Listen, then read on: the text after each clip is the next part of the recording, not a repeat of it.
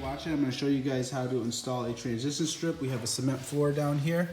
There's a couple things you can do. I've already got my nails, and what I've done is I cut my nail down.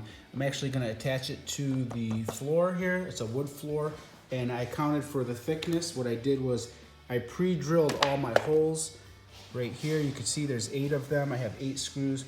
I've also put some liquid nails, heavy duty. Let me get that over here for you guys. The extreme heavy duty, just for extra bonding so it doesn't move. I've cut my transition strip to account for the trim right there. I'm gonna lay it in place. If you have a cement floor, it's a very tricky subject to get your floating floor in place. Your transition strip to bond to what you need to. They just don't make it where it's easy. So you got these screws. I do have some cement drill bits. I'll show you guys what those look like. And that will go right through cement. Some of them have a bigger head. They have a wider head right there. This one's bigger. You can see what I'm talking about. But you want to account for the thickness of that nail. Back over here. If you want it to go all the way through, you can do that. What I've done is, I know it's gonna bond just fine to the wood floor right here. So I clipped my nails, and that's why they're shorter than they're supposed to be.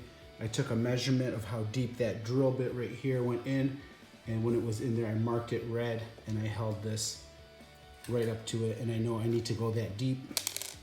So once I flip this over and put it in place, we'll be all set to hammer those in. The liquid nails will bond to it, and the transition strip will go in perfectly. Let's put that in. You don't want to just squirt way too much in here, and the reason I spaced it out and didn't put it by the nail hole, because when I go to put this in, I don't want it oozing out. You don't want a big mess on your hands. Also, the only part that I'm have bonding is to the wood floor, and I didn't put it on the reducer edge of this transition strip, because I don't want none of that glue going onto the carpet. They do make 2 different kinds of transition strips.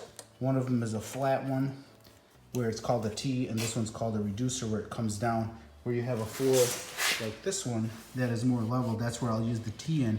And with this one, I don't have anything to bond to, so what I'm gonna do is pre-drill those holes and liquid nails into there, and we'll be all set with that one. But back on this one right here, we're gonna flip this over and put it in place where I want it. All the holes are lined up. I got one hand here to show you guys.